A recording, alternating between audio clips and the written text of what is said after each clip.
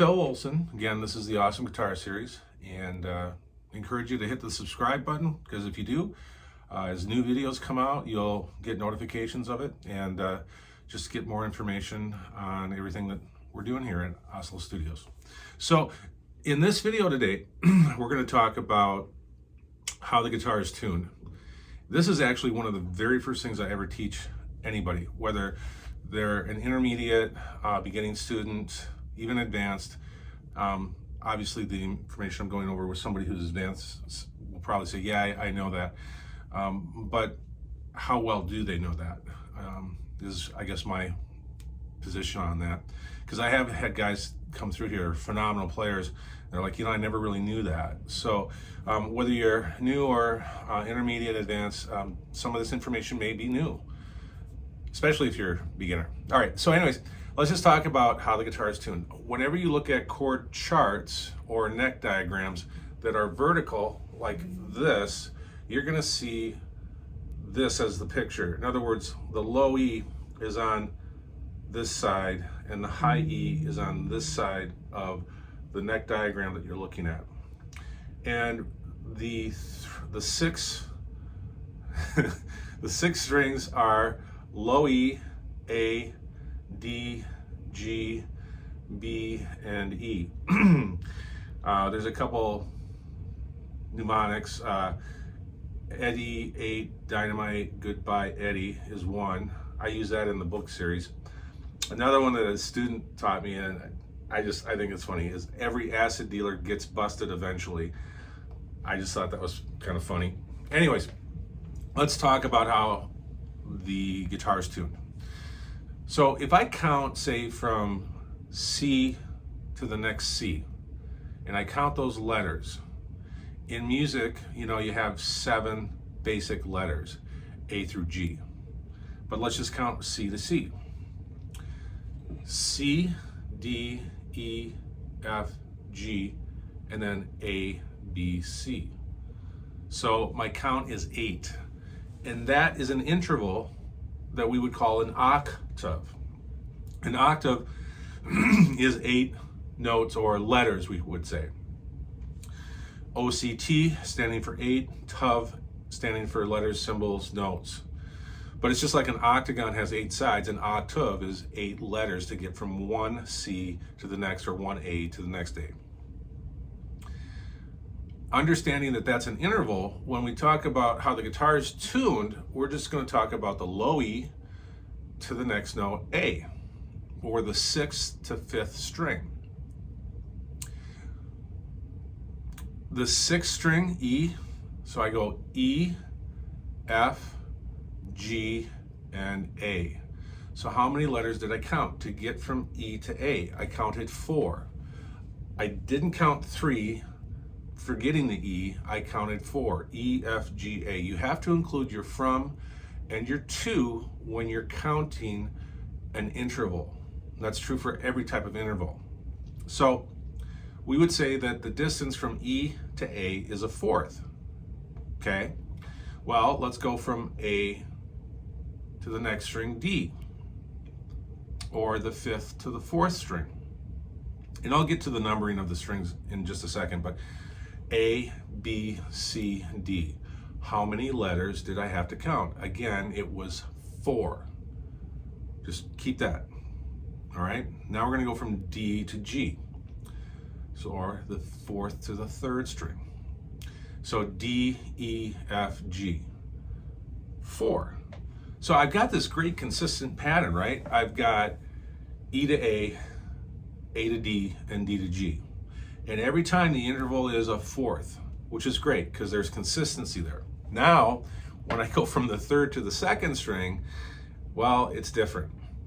It's G, A, B. So from the G string to the B string, or from the 3rd string to the 2nd string, I have 3, G, A, B. So I call that the hiccup. It's an upset in the pattern of force. It's no longer all force. I've got a 3rd in there. And then the final 2 strings, B to E. So B, C, D, E, 4. Okay, so I go back to the 4th.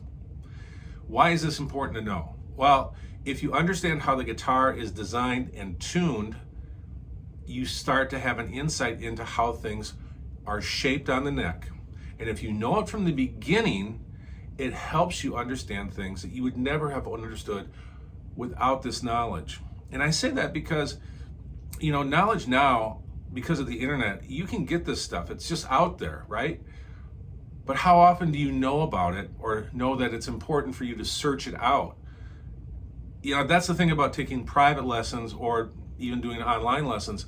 If you find good instructors, they point out certain things and they hammer them over and over again because they're really important. It really makes a difference on how you vision things on the neck. Let's just take a sidetrack here, rabbit trail. Why are the strings labeled 1 as the highest or the thinnest, and then they go 1, 2, 3, 4, 5, 6 to the lowest, E? Think of this like a building, okay? Just accept it. It is what it is, so we have to accept how we're going to figure this out. If I call this my first story and I go up in the building to the second story, to the third, to the fourth, to the fifth, to the sixth. Again, 1, 2, 3, fourth story, fifth story, sixth story. If you think of it like that, and you think of it like a building, it's an easy thing to, okay, I get it. You can also think of it from the thinnest string, the high E, to the thickest string, the low E. As I go from these thin strings that are numbered 1, 2, I get to a thicker or bigger number as I go from the high E to the low E, or the thickest string. And so I give that a bigger number because it's a bigger string, okay? There's 2 ways to try to make sense of that. If you accept it, then great. I've seen things out there online where people try to make a different way of understanding it. The guitar is designed a certain way. We have to understand that and then figure it out, not the other way around. We're not going to try to change the entire guitar world and come up with something new like that. Let's just accept it. Okay, so back to the strings.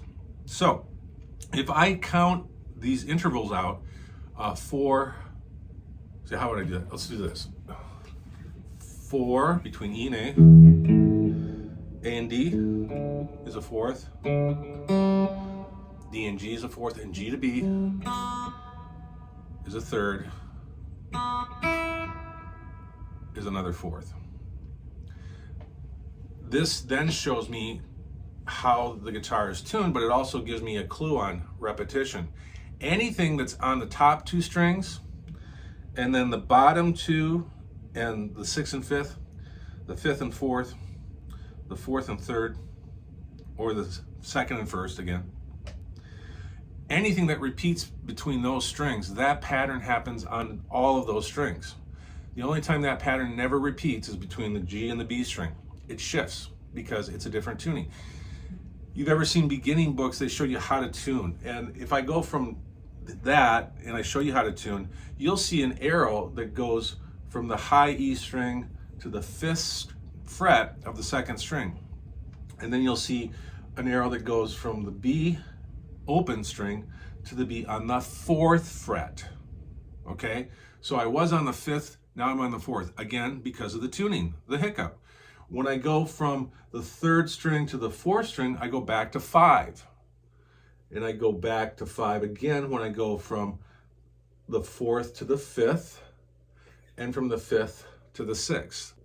So you'll see this diagram in a lot of beginning books where they say if you want to tune the guitar, you go to the 5th fret of the 6th string and play that, and it's supposed to match the open A because this is an A. Then we go to the 5th fret on the 5th string, the A string, and we play that. That's a D, so we play this open D string and that should match. Then we go to the D string and play the 5th fret of that, and when we do that, that should match the G, because that's a G. Then I have to go back to the 4th fret because of the hiccup, and this is a B, and to match the open B string. And then I have to go back to the 5th fret for the E on the B string to play it to match the open E on the 1st string. almost in tune. Anyways, this is what most beginning books show you. They show you how to tune. They do not talk about how the intervals of the strings are put together. They just disregard that and say, hey, here's how you tune the guitar. So without that knowledge that we just went through, you're not with a foundational knowledge of how the guitar is tuned or how it's designed. And that's critical to know for you to understand this instrument, because one of the first things you want to know about this instrument is how things repeat on the neck of the guitar. We're going to get into that in another video, but this is the foundational knowledge. Remember, the tuning going from the low to the high in intervals is 4, 4, 4, hiccup 3, and then 4. That base knowledge is going to factor into everything you do from now on as you do things on the guitar. And to know that now, I believe, is critical. This is something that was never shown to me. It's not that it could have been shown to me, it just was never shown to me. And any one of my teachers said, hey, did you know this? Well, I kind of did, but I didn't get the instruction from my instructors to say, this is so critical to know. I mean, this is the nuts and bolts. This is what everyone should learn from the very beginning. So, hope you enjoyed the video. Hope you realize how important this is. And again, if you, I just encourage you to hit subscribe and look at more videos as they come out. I'll be cranking them out a lot in the next few months. And because I really want to get this out. And by the way, if you're up for it, I really encourage you to go get these books on Amazon, the Awesome Guitar series. They will definitely help you with the insights on this guitar or on the guitar. All right, thanks guys. Thanks for watching this video. Again, I'm Phil Olson. To purchase the Awesome Guitar series, click on the link below. It'll take you to Amazon. You can see full descriptions of each one of the volumes. After you've made your purchase and you receive them, go home and practice.